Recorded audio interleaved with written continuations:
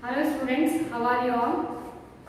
Yes, in biology we have completed 6 chapters, isn't it? First is the reproduction in organisms and sexual reproduction in flowering plants, human reproduction, and then reproductive health, principles of inheritance and variation we have completed, and human health and diseases, isn't it? See, all these chapters we have completed. From today onwards, we are going to discuss MCQs on the completed chapters. Okay. From today, I am going to start the MCQs on the chapter that is sexual reproduction in flowering plants. Okay. See, I will go through some of the concepts, main concepts what we have studied in that chapter. Okay. In sexual reproduction in flowering plants, some important concepts will come. Under those, we studied about the male and female reproductive structures. Okay, male reproductive structure and the female reproductive structure we studied, and fertilization we studied, double fertilization we studied, pollination we have studied. Okay, and then post fertilization events we have studied in this chapter. The main concepts will come in this chapter are the pre-fertilization events. We studied already pre-fertilization events. Okay, in the first chapter you studied about the reproduction involves sexual reproduction involves 3 events, isn't it? Pre-fertilization event, fertilization event, and post-fertilization event. In the same way, in flowering plants also, sexual reproduction involves 3 events: pre-fertilization event, fertilization event we studied, fertilization event. Third one is post-fertilization events. Post-fertilization events. In pre-fertilization events, we studied about the male reproductive system. Okay, that is structure of stamen we have studied. Okay, and then anther, and then microsporangium, then microsporogenesis we have studied. Okay, and then structure of pollen grain we have studied here. Structure of pollen grain. So this is about the structure of the male reproductive system we have studied while doing that chapter. Okay, female reproductive system. In female reproductive system, we have studied about the pistil. Okay, pistil we have studied, and we studied about the ovule. Okay, and then megasporogenesis. Ovule, it is also known as megasporangium. Ovule is also known as megasporangium. And then we studied about the embryo sac. Okay, so this is about the male reproductive system and the female reproductive system. Okay, in detail we have studied. Okay, after studying the male and female reproductive system, see in this we studied about the formation of male gametes and the female gametes. Okay, so that event takes place by means of a process called as microsporogenesis. Okay, microsporogenesis is the process through which the male gametes are going to form. Male gametes are the pollen grains. Okay, so that process also we have studied. And here megasporangium, so that is also called as ovule. Okay, and from the megasporogenesis process, the embryo sac. So this is the female gamete of find. Pollen grain is the male gamete gametophyte and embryo sac is the female gametophyte, and that is going to form by the process of megasporogenesis. Okay, and after the formation of male and female gametes, so these are the pre-fertilization events what we have studied. Okay, so after the pre-fertilization event, next the event will come, so that is fertilization event. So during the fertilization, what happens? Male and female gametes are going to fuse. Okay, in flowering plants, the fertilization is known as double fertilization here. Double fertilization takes place. See, before going to fertilization, one more process takes place, so that is called as pollination. Pollination. Before fertilization, this has to take place, isn't it? After the formation of male and female gametes, male gametes come to the female gametes. Okay, so that is called as pollination. Okay, so after pollination, the next event is the fertilization. See here, in sexual reproduction in flowering plants, we can see double fertilization here. Double fertilization takes place. Okay, double fertilization means here it involves syngamy. It involves syngamy and triple fusion. Syngamy and triple fusion. So that is known as double fertilization. Okay, after the double fertilization, what happens? Pole pistil interaction will occur, then fertilization occurs. After the fertilization, we come to the last event, that is post-fertilization events. Post-fertilization events involves the formation of embryo or development of embryo takes place, and the formation of endosperm takes place. So first endosperm is going to form, and then that is followed by the development of embryo.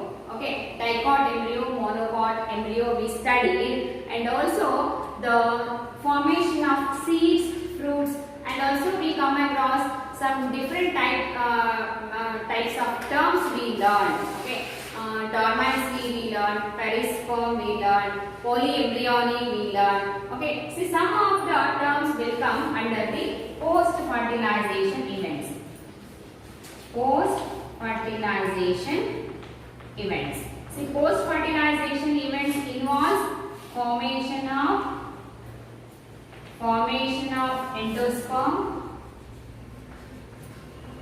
Okay, and then the formation of embryo will come under the post-fertilization events, and formation of fruits and seeds. Formation of fruits and seeds. Okay, and also we learned about polyembryony. Polyembryony. Okay, and also we come across some terms. Okay, so this is about the brief introduction. Okay, about the sexual reproduction in flowering plants. Okay, so just I will go through some important concepts or events here. Okay, stamen, it is the male reproductive structure. It contains two parts, isn't it? One is the anther and another one is the filament. Okay, the filament, it arises from the base of the anther. Anther in endosperms, it is two-lobed, that means it is known as bilobed anther. Okay, see, next anther, it is dithecous anther we can say. Okay, bilobed anther, and it is also called as dithecous anther. Okay, next anther, when we cut the anther transversely, if we take transverse section of this anther, we can find four chambers. Okay, so these chambers of anther are called as microsporangia. There are four microsporangia we can see in the anther. Okay, see, microsporangia, that is plural form, microsporangium, that is singular. Okay, there are four microsporangia we can see when we take the transverse section of anther. So these microsporangia, they formed at the corners of the anther, and it is surrounded by 4 different layers. Microsporangia, each microsporangia surrounded by 4 layers. Okay, and these 4 layers are, first one is epidermis, second one is endothecium, third one is middle layer, and fourth one is tapetum. Okay, first 3 layers, they take part in the dehiscence of anther, and the innermost layer, that is tapetum, it gives nourishment to the developing pollen grains which are found at the center of the microsporangia. So this is called as pollen sacs.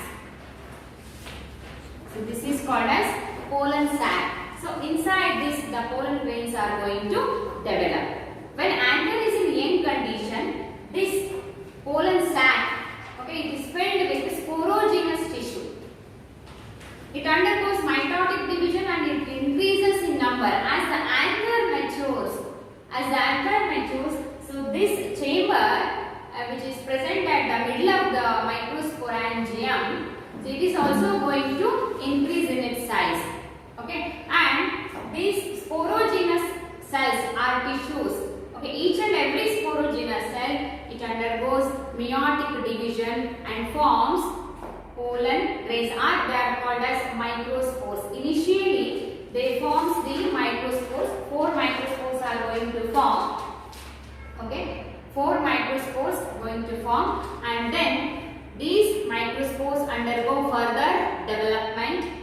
Okay, further they undergo maturation and forms the, or they develops as the pollen grains. Okay, so like these pollen grains are going to form in the microsporangium. In each microsporangium, pollen grains are going to develop. The process of development of microspores are the pollen grains from the microspore mother cell through meiosis. So that is called as microsporogenesis. Okay, each sporogenous cell or tissue that acts as pollen mother cell or microspore mother cell. Okay, and each microspore mother cell undergoes meiotic division and they are going to form 4 microspores. Okay, microspore tetrad is going to form. See, in angiosperms, the microspore tetrads are arranged in linear form. So in linear form. Okay, see these tetrads, they undergo again further development. Okay, they undergo further maturation, further changes will occur and they become as pollen grains. So that process is called as microsporogenesis. Okay, formation of pollen grains from pollen mother cells or microspore mother cells by the process of meiosis. So that is called as microsporogenesis. Okay, structure of pollen grain we have already studied. The pollen grain, it is surrounded by 2 layers. Outer layer is called as exine, inner is called as intine. Okay, so inner to that intine plasma membrane is there. So inside that we find the cytoplasm. Okay, and the nucleus is also found. As pollen grain matures at the time of pollination, these pollen grains, they will become 2-celled or 3-celled. Okay, 2-celled pollen grains are formed. Okay, during the pollination process. Okay, during the dehiscence. See, 2-celled stage of pollen grain, it contains 2 cells. The upper and large cell, that is called as vegetative cell, or it is also called as tube cell. Okay, and the lower is the small cell, that is called as generative cell. And exine, it is lined by sporopollenin except the region where the germ pores are found. Okay, in the region of germ pores we do not find that sporopollenin, but so except that region, in all other regions, all other places of exine, we find the sporopollenin. So that is the most resistant chemical found on this earth, that is sporopollenin. Okay, it can withstand with the high acidic or high what we call that enzyme action will also it will not affect on the sporopollenin. Okay, because of the presence of sporopollenin on the resist over drastic conditions also. Okay, and intine is made up of pectin, cellulose, pectin. Okay, and cellulosic pectin it is made up of. Okay, and the pollen tube arises from the intine through the germ pore during the pollination. After pollination, the pollen tube is going to form, that will come from the intine through the germ pore, it will come out. So like this, the pollen grain structure, it is that means it contains two cells, vegetative cell and the generative cell. When it becomes three cell, generative cell undergoes one mitotic cell division and forms two male gametes. See, vegetative cell and two male gametes. So that way it becomes the three-celled stage. Okay. So that is about the pollen grain. Come to the female reproductive system. Pistil, and is also called as carpel. The landing portion, it is called as stigma, and stigma extends an elongated structure to the lower side, that is called as style, and style ends with a bulged portion, that is known as ovary. Okay, and the ovule is found inside the ovary. Okay, ovary contains locules, so inside that locule ovules are going to form. Okay, the chamber of the ovary is called as locule, and in that locule ovule is going to form. Ovule is also called as megasporangium. After fertilization, ovule develops as seeds. Okay, ovule contains embryo sac. Inside the ovule, embryo sac is going to develop. Okay, so this is the structure of the embryo sac. See, this is the ovule. This is the ovule. Okay, and inside this we find the embryo sac. See, this is the funicle. Okay, and this is the body of the ovule. This is the body, and the point of attachment of funicle to the body of ovule, it is called as hilum. Point of attachment of the funicle to the body of the ovule, it is called as hilum. Okay, and it remains after fertilization in the seeds, so that is called as raphe. Okay, a scar is found at the attachment of funicle and to the body of the ovule, that is called as hilum. It remains and persistent after fertilization in the seeds also, so that is known as raphe. Okay, and ovule is surrounded by two integuments. It is protected by two integuments, outer and inner integument. Okay, outer integument and inner integument. And after the integuments, what structure will come? So that is called as nucellus. Nucellus is going to form. Okay, nucellus is going to form, and then one of the nucellar cell. See, these integuments except one region. Okay, they do not cover a small part of that ovule, so that is called as micropyle. Except this region, the ovule is surrounded by the two integuments. So integuments are absent here. So that is called as the opening of the ovule is called as the micropyle. Small opening is there. Okay, and the nucellus is a nutritive tissue, that is. It is full of parenchyma. So parenchyma cells, they act as storage in their function. Okay, they perform the function of storage. Okay, see, these nucellar cells, they are nutritive in their function. Okay, and this developing embryo sac, they take the nourishment from this nucellar cell.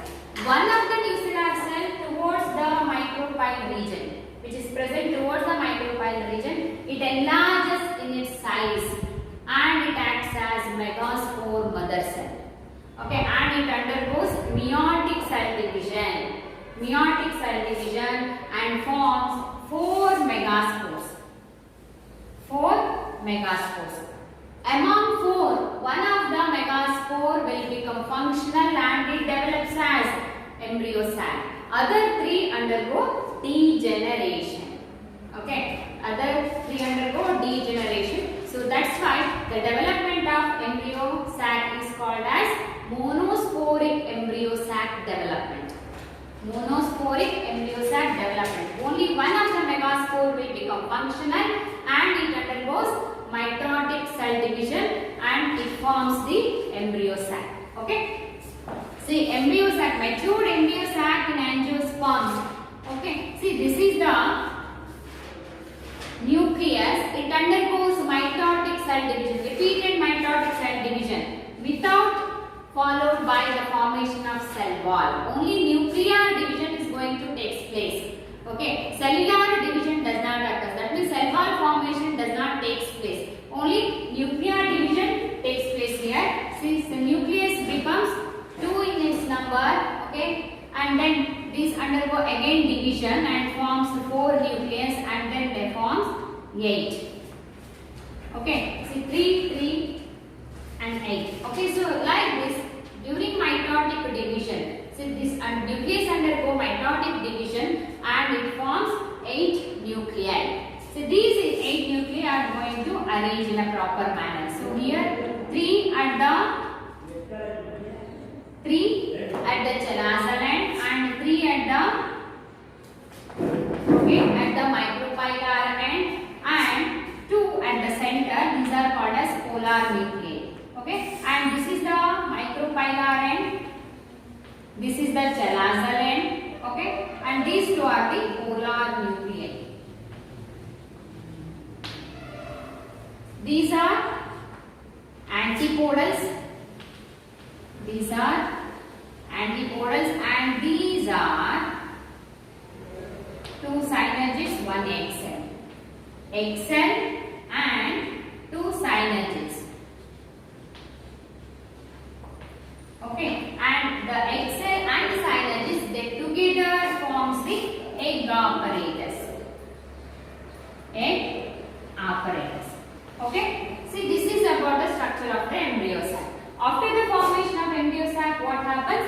Double fertilization, that is pollination. See, next event is the pollination. Okay, the process of the transfer of pollen grains from anther to stigma. So that is called as pollination. After pollination, what happens? Double fertilization. If compatible pollen grains fall on the stigma of that particular species, of the same species, the stigma will allow the pollen grain to germinate. So after germination, the pollen grain starts to produce the pollen tube. It carries 2 male gametes and the vegetative cell. So like this, the pollen tube formation takes place and through the micropylar end, the pollen tube enters into the embryo sac and then one of the male gamete fuses with the nucleus of the egg cell. So that is called as syngamy. Fusion of male gamete with the egg nucleus and another male gamete fuses with the 2 polar nuclei.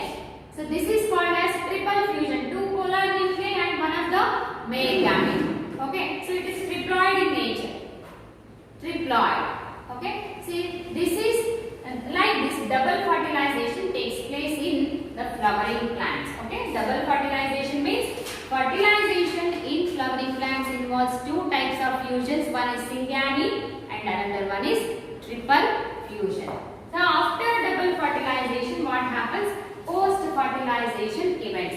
See here in the embryo sac, these cells, they are haploid in nature. Egg cell, synergids and antipodals, they are haploid in nature, and this one is the secondary, that is triploid nucleus. It is okay, triploid in nature. This one is okay, and after the fertilization, what happens? These are undergo degeneration. Antipodal, synergids, they undergo degeneration. See here, filiform apparatus is also there.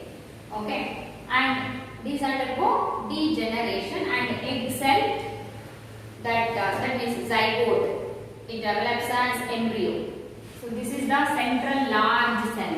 This one is central large cell. Okay, see matured embryo is 7-celled, 8 nucleated. Matured embryo sac is the 7 cell, 8 nucleated. Okay, and this post fertilization events, zygote after fertilization develops as the embryo.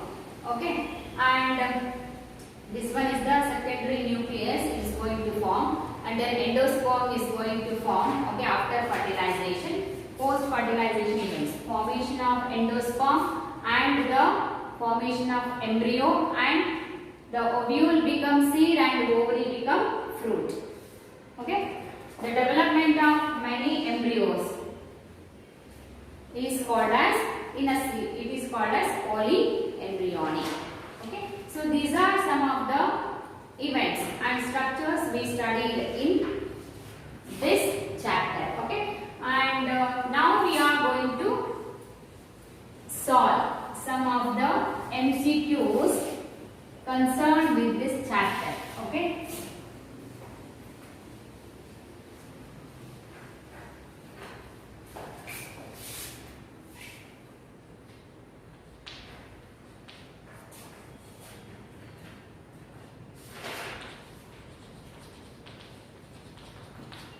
okay, yes.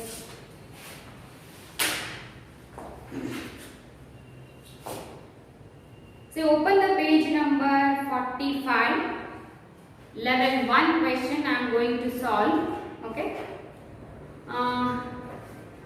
yes, open the page number 45. Okay, level 1.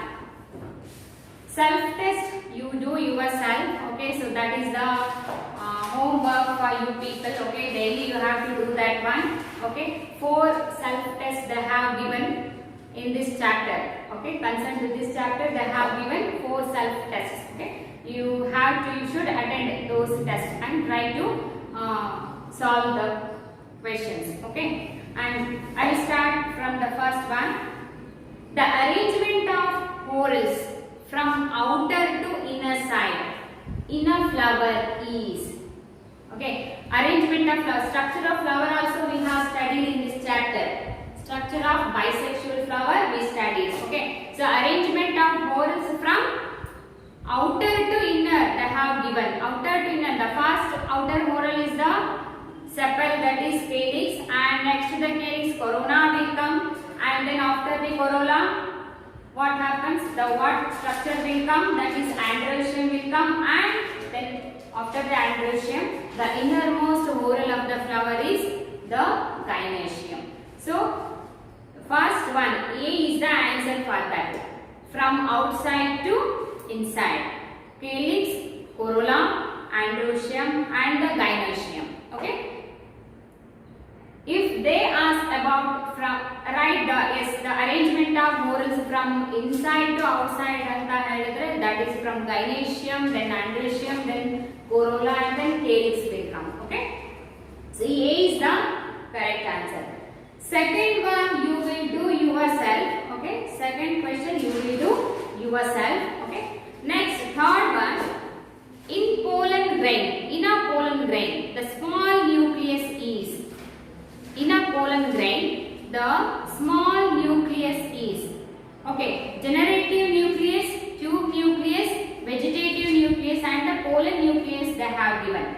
The mature pollen grain it contains 2 cells. One is vegetative cell or it is called as a tube cell, and another one is the generative cell. So vegetative cell is bigger in size. Okay, and it has large vacuoles and nucleus. Okay, but generative cell it is small in size and the nucleus is also very small, but the cell is larger cell. See, in the small nucleus is generative nucleus it is. Okay, generative nucleus. Next, the fourth you have to do yourself only, and the fifth I will take. Male reproductive organ of a flower is. Male reproductive organ, what we call for the male reproductive organ in a flower. So that is called as, see the option they have given stamen, pistil, calyx and the stigma. Okay, so stamen is the correct answer because male reproductive organ is called as stamen, it contains anther and filament. Pistil is the female reproductive organ, calyx is the outermost outermost whorl, and stigma is the landing site or place of pollen grains. It is also found in female reproductive system. Okay, A is the answer for the fifth question. Sixth question you have to do yourself only. Seventh I will take. Pollen grains are mostly dash in monocots. Okay, see, don't worry about this question. Okay, so this is out of your syllabus. So even though I will give the answer for it, this is monocolpate. Okay, so this is not concerned. This is not found in your syllabus. Okay. Next, eighth question I will take. Occurrence of more than 4 spores from microspore mother cells is called. Occurrence of more than 4 spores. See, pollen mother cells undergo meiotic division and they are going to form 4 microspores. If more than 4 spores occurs, what we will call for that condition? That is called as polyspory. Okay, polyspory. Poly means many. Many number of spores. Okay, see, more than 4 spores if they form, so that condition is called as polyspory. Next, ninth one you have to do yourself. 10th I will take. The region where internodes are condensed form the broad base of the flower and lies at the tip of the pedicel is called. Okay, try to understand this question. Internodes are condensed, okay, and form a broad base. A broad base is there, and that is lies at the tip of the pedicel. Pedicel means stalk of the flower. Okay, we can call stalk of the flower as pedicel. Okay. And here we find the base, isn't it? So this is the base, and above the base we find the morals of the flower. Okay, we find the morals like this. Okay, see, what do we call for this structure? That is called as thalamus, the broad base of the flower. Okay, lies at the tip of the pedicel. Okay, and all the whorls arises from that structure. What do we call for that structure? That is called as thalamus. Thalamus is the answer. That is B is the answer for this. 11th you have to do yourself. Okay, and 12th question. Number of prothalial cells present in the male gametophyte. So this is also out of your syllabus. Don't worry about this. Okay, it is not found in your NCERT syllabus. Okay, and 13th one. Which of the following wall layers of anther has fibrous thickening? Which of the following wall layers of the anther has fibrous thickening? So there are 4 layers formed around the anther. Okay, so first outermost layer is the epidermis, okay, and then it is single layer, and then inner to the epidermis we find the endothecium, and then middle layer will come, and the innermost layer is the tapetum. Okay, most thickened and fibrous wall is the endothecium. C is the answer for this 13th question. Okay, tapetum is the innermost layer, and second one is the middle layer, so that is third layer we find in the anther. Epidermis is the outermost layer. Okay, and endothecium is a very thickened and fibrous layer found in the that microsporangium, or it may be called as anther. Okay, and next 14th you have to do yourself. That's very easy. And 15th one I will take. 15th question.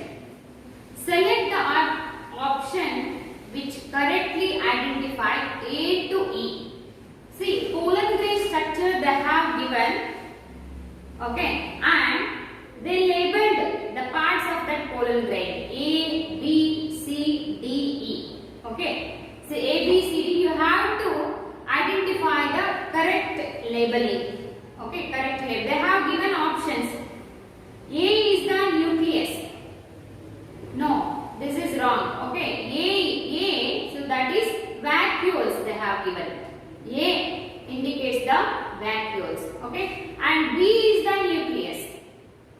B is the nucleus. Almost in the plant cells, nucleus is found towards the peripheral region, isn't it? The vacuole is at the center. See here, A, it is the vacuole, okay, and B is the nucleus. In which option they have given? A, vacuoles, B is the nucleus. C, because of the asymmetrical spindle formation, okay, unequal division of cell takes place, unequal formation of cells takes place. That means large vegetative cell is going to form and small generative cell is going to form. Okay, so during the formation of pollen grain, because of the asymmetry, okay, in the spindle fiber formation, two unequal cells are going to form. Okay, see, C indicates the asymmetric spindle. D is the vegetative cell, or it is called as a tube cell, and E is the generative cell. A, vacuoles, B, nucleus, C, asymmetric spindle, and D is the vegetative cell, E is the generative cell. Which option is correct? Option B is correct. Option B is correct. Okay. If you study the diagrams comes under this chapter properly, then you are able to do or solve this question. So otherwise it will be difficult to do, people. Okay. And then 16 you have to do yourself. I will take 17th question. Parthenium or carrot grass has become ubiquitous in occurrence. Okay, most abundant. Ubiquitous means it is most abundant in occurrence and cause pollen allergy. Okay, it caused the pollen allergy. Parthenium came into India as a contaminant with imported. Okay, ಯಾವುದು ಮುಖಾಂತರ ಬಂದಿದೆ Parthenium? So it is from the option they have given: wheat, rice, carrot and rose. So option A is correct. Okay, from the contaminated wheat. So the Parthenium will come to India. Okay, as a contamination, as a contaminant. So wheat is the correct option. Next, 19th one. The bilobed nature of an anther is very distinct indeed. Bilobed anther.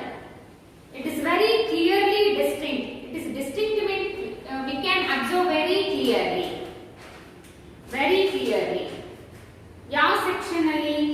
Transverse section ಅಲ್ಲೋ, longitudinal section ಅಲ್ಲೋ, ventral section ಅಥವಾ both A and B. Okay, in transverse section. If we take the transverse section of anther, we can see the bilobed anther structure very distinctly. So, A is the correct option. Transverse section. So, 20th you do yourself only. And next is the 21st question. A typical angiospermic stamen has two parts. Stamen has two parts. The long slender stalk is called dash, and the terminal generally bilobed structure is called dash. A is the slender stalk-like structure that is known as a filament, and the bilobed structure is called as anther. Okay, at the place of A we should write the filament, and at the place of B we should write the anther. Which is the correct answer here? They have given option A, pedicel and the anther. So pedicel is the stalk of the flower. Okay, petiole, microsporangium, petiole stalk of the leaf, that is, and peduncle and pollen sac, it will not come here. See, long slender structure found in the male reproductive structure of stamen is the filament, and the bilobed structure is called as anther, and D is the correct option. Okay, and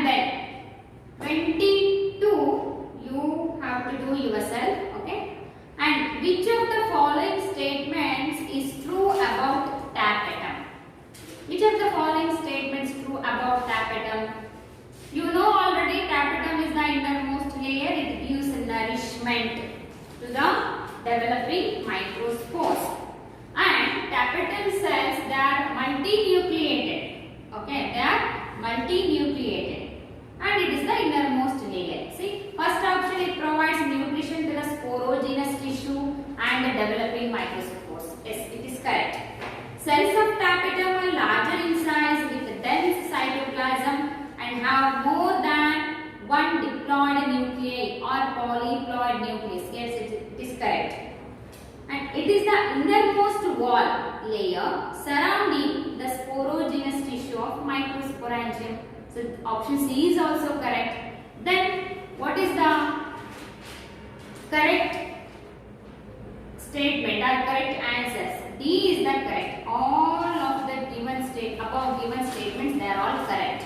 So all of these is the correct answer. So option D is correct. Okay. Next, 24th you have to do yourself, and 25th, androecium and gynoecium are dash of a flower. Outer whorls, reproductive whorls, accessory whorls and non-essential whorls. Outer whorls, accessory whorls, non-essential whorls. See, outer whorls and accessory whorls, they are same. Calyx and corolla, outer whorls, okay, and accessory whorls, that means they are helping for the reproduction, isn't it? So that's why they are called as accessory whorls, okay, but non-essential whorls are not. So it is wrong answer. So correct option is the B, reproductive whorls. Androecium and gynoecium, they are called as essential whorls. They are very, very important for the reproduction. So, option B is correct. 26, you do yourself. 27. Which of the following statements about sporopollenin is wrong? Which of the following statements about sporopollenin? See, sporopollenin is the highly resistant chemical structure. It is found in the outermost layer of the pollen grain, that is on the exine we can find, okay, which is wrong about that. Sporopollenin is not degraded by any known enzyme. Yes, it is correct, okay, and sporopollenin occurs in the area of germ pores only, okay. See, this is wrong statement because sporopollenin, it is not found at the area of germ pores. Except that area, in all the area we find the sporopollenin. So that's why this is the wrong statement. C option, sporopollenin is most resistant organic material. Yes, it is correct. Sporopollenin can withstand high temperature and strong acids. Okay, this is also correct. See, A, C, D, these are the correct statements regarding the sporopollenin, but statement B is the wrong. Because at the region of germ pore we do not find the sporopollenin, but they have given sporopollenin occurs in the area of germ pores only. So this is the wrong statement they have given. Okay, 28. The cytoplasm of pollen grain is immediately surrounded by. See, after the cytoplasm we find the plasma membrane. So outer the plasma membrane we find the intine, and then after intine we find towards the outer side we find the exine. Okay, see, till here we have completed the first concept in this chapter, that is flower, stamen, microsporangium and the pollen grain. Okay, see the questions I left. Okay, so those questions you have to do yourself. So that is the homework for you people. Okay, in the next class I will take the questions concerned to the pistil, ovule and the embryo sac. Okay, thank you.